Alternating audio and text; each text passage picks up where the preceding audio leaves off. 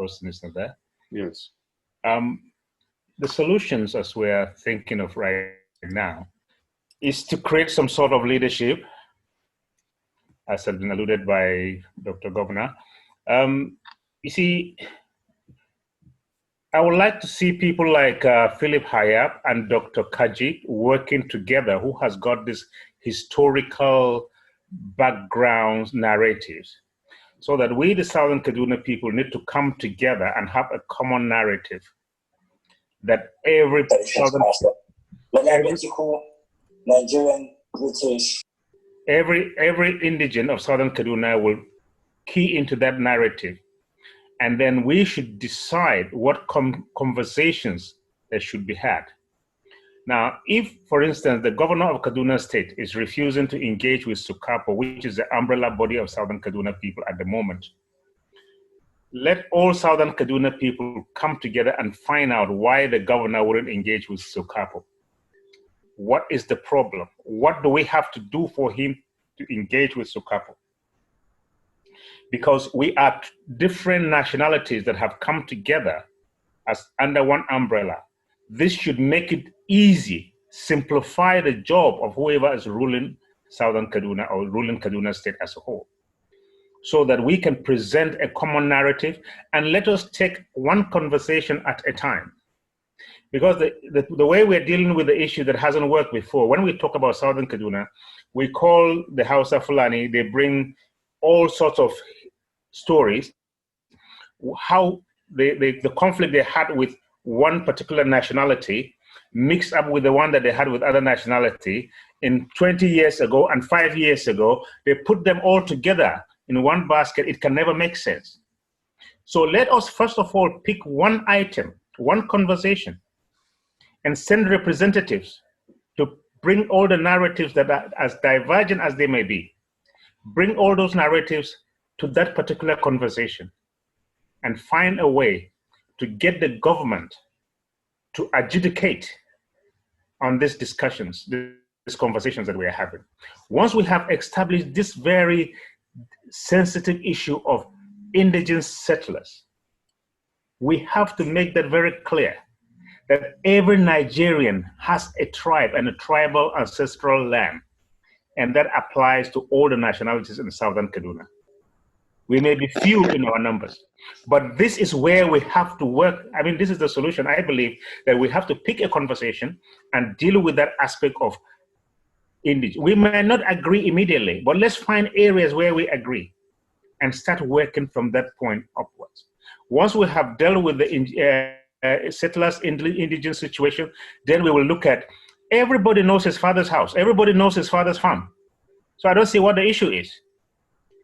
Okay, so once we face things at conversations and narratives compartmentally and work on that, take one compartment, take one issue, put it on the table, deal with it. But right now, where we are at, we need to have a coherent leadership of Southern Kaduna people. And then we need to get the government to engage with that group that we have all come, that umbrella that we have all come under. So this is where we're supposed to work very seriously. Hayab and the other gentleman, the other doctor there, Kajit, these are just two people that I have seen here who have got all the information that I may want to get from them.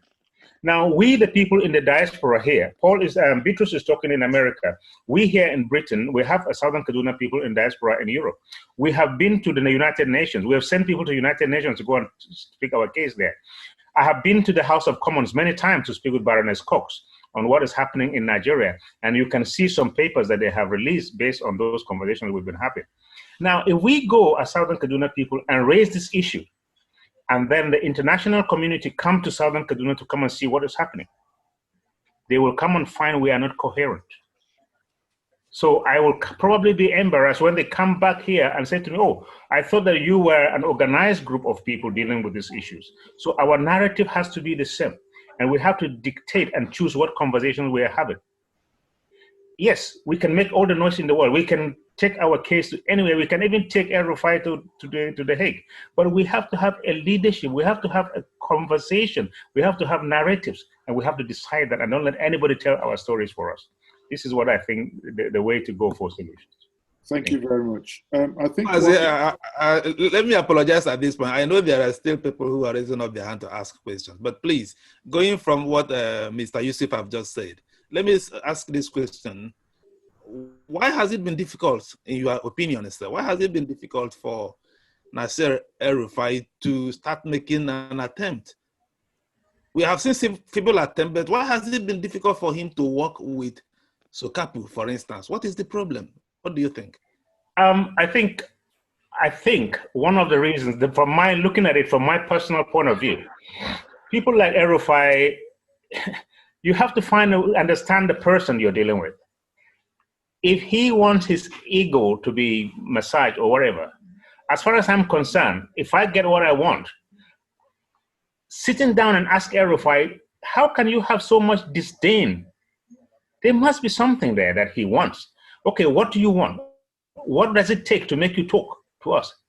Someone said to me, oh, don't bother talk to El-Rufai. He has made up his mind. Nothing will ever change his mind. There must be something that can change his mind. We go to him and say to him, okay, El-Rufai, what must we do for you to engage with us? We are not doing this thing for self-glorification. We are doing this thing because we genuinely want peace. We want progress. We want to exist freely like any other Nigerian. Just because there are few people in my nationality, let's call it a tribe. I hate to call it a tribe.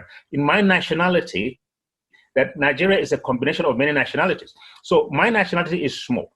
Does that mean I don't have the same right as the Yoruba nationality or the Igbo nationality or the Hausa nationality? No.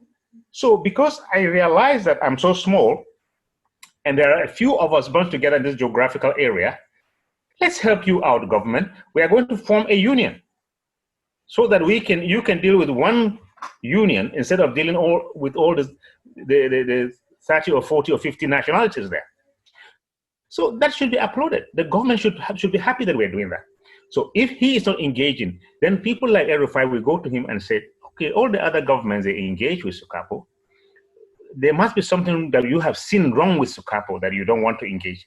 Please, can you tell us what that is? And what must we do to get you to engage? I don't know if anybody has ever approached him in that way. Because all the wrongs in the world cannot make a right. If I sit here and say, okay, El-Rufai is not going to talk to me, I'm not going to talk to him. We're not going to get anywhere, deadlock. But if we go to him and say, okay, look, tell us what we must do so that you can talk to us.